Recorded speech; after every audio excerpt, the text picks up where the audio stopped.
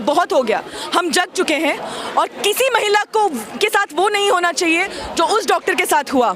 हम सोए रहे, हम नहीं निकले रास्तों पे, लेकिन अब वक्त आ गया है और हर एक चीज़ को याद करने का वक्त आ गया है जिसके कारण महिलाओं के राइट्स दबे हैं। हमारी एक डिमांड ये भी है कि सेंट्रल इन्वेस्टिगेशन बैठे वहाँ। Rape is about power.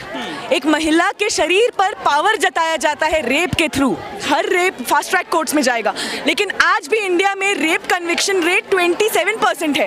एक चौथाई के आसपास रेपिस्ट एक्चुअली पकड़ाते हैं। डॉक्टर राधिका। क्यों आप लोग प्रोटेस्ट कर रही हैं? जो घटना हुई उससे पूरा देश आहत है, आप लोग क्या कहना चाह रहे हैं उसके बारे में?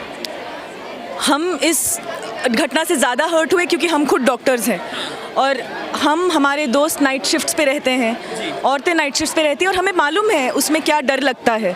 हम लोग आपस में बात करते हैं कि थोड़ा एक घंटे में मैसेज करते रहना, ड्यूटी रूम के अगर कुंडी नहीं लगती है तो वहाँ पे बेड धक्का दे के वॉल पे रखना। लेकिन इस चीज़ ने हमें एक और चीज़ दिखाई है जो हम भूल गए थे, शायद हम सब सो गए थे, कि महिला कभी सेफ हुई ही नहीं इस देश में। निर्भया 12 साल पहले हुआ और उसके बाद बहुत सारी चेंजेस आई, लेकिन उसके बावजूद हर औरत को उस चीज़ की सेफ्टी और गारंटी नहीं मिली। इस देश में अभी भी रेप एक पॉलिटिकल हथियार है। जैसा कि इस केस में हम देख रहे हैं, जो एविडेंस है उसको खराब किया गया है, वहाँ रेनोवेशन स्टार्ट कर दिए गए हैं। ये पहला केस नहीं है जहाँ पे ऐसा पॉलिटिकल मूवमेंट्स किया गया है एक रेप को दबाने के लिए और गुनहगार को बचाने के लिए। इस देश में rape is a political weapon. Rape is something which is forgiven and it is not noticed unless it's a high profile case. This was a high profile case. It happened to one of us. It happened to a doctor.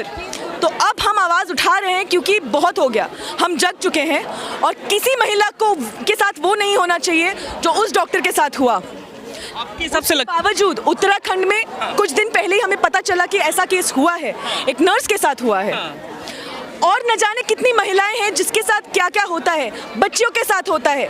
किस किस महिला, किस किस बच्चे को हम गुनहगार ठहराएंगे? आखिरकार हम किस समय रेपिस्ट को गुनहगार कहेंगे? हमारा कन्विक्शन रेट रेप्स के लिए कब बढ़ेगा? हमने पहले बोला कि हर रेप फास्ट ट्रैक कोर्ट्स में जाएगा, लेकिन आज भी इंडिया में रेप कन्विक्शन रेट 27% है। एक चौथाई के आसपास रेपिस्ट एक्चुअली पकड़ाते हैं। तो आप खुद बताइए, इससे कौन से रेपिस्ट्स को डिटरेंट मिलेगा? वो उनको रुकने की वो नहीं है।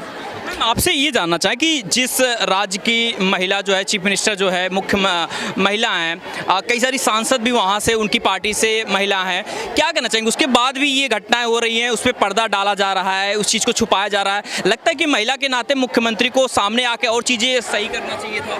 रेप सिर्फ महिला के बारे में नहीं होता है। Rape is about power. एक महिला के शरीर पर पावर जताया जाता है रेप के थ्रू, और जब वो जता दिया गया है, जिसके पॉलिटिकल इंटेंशंस हैं, वो चाहे महिला हो चाहे पुरुष हो, वो उसको छुपाने में लग जाएंगे। हमें ये याद रखना है कि पॉलिटिशियंस हमसे हैं, हम पॉलिटिशियंस से नहीं हैं। और जहाँ पे भी गलत हो रहा है उसके अगेंस्ट आवाज़ उठाइए। वेस्ट बंगाल में हमें पता चला है, उसके अलावा और कितने केसेस हो चुके हैं। जब हथरस में हुआ हमने क्या कहा, जब कठुआ में हुआ हमने क्या कहा। हम सोए रहे, हम नहीं निकले रास्तों पे, लेकिन अब वक्त आ गया है और हर एक चीज़ को याद करने का वक्त आ गया है जिसके कारण महिलाओं के राइट्स दबे हैं। हमें अपने घरों में, अपने काम के जगहों पे, रात को इस सड़क पे सेफ्टी चाहिए। अभी भी हमारे साथ जो महिलाएं आई हैं, हम बोलते हैं कि साथ में चलो, 5-6 के झुंड में चलो। एक पुरुष को हमें वो नहीं कहना पड़ता है और हमें इस चीज़ में बदलाव चाहिए। आप लगता है कि जो कार्रवाई कर रही हैं ममता सरकार, ममता दीदी कर रही हैं, आप उससे संतुष्ट हैं? जो लग रहा है अभी तक जो चल रही है कार्रवाई? बिल्कुल भी नहीं। अभी तक कार्रवाई को बहुत तरीके से स्थगित किया गया है।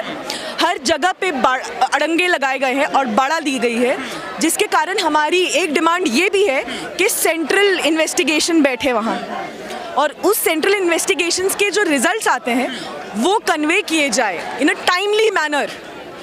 अगर हमें पता नहीं चलेगा तो ये जस्टिस कभी नहीं होगा, क्योंकि जो 27% कन्विक्शन रेट है ना, हो सकता है ये केस उसमें नहीं आए। आप एक लास्ट अपील क्या करना चाहेंगे ममता बनर्जी जो सीएम है वहाँ की, क्या कहना चाहेंगे उनसे कुछ? ममता बनर्जी और हर पॉलिटिशियन से मेरी हाथ जोड़ के ये विनती है कि जो शॉर्ट टर्म आपको परसीव बेनिफिट्स लगते हैं इन सारी चीज़ों को छुपाने के, long term we lose faith in all our politicians when they allow their representatives to tokenize human women bodies in this way. Please allow us justice. शुक्रिया मैम।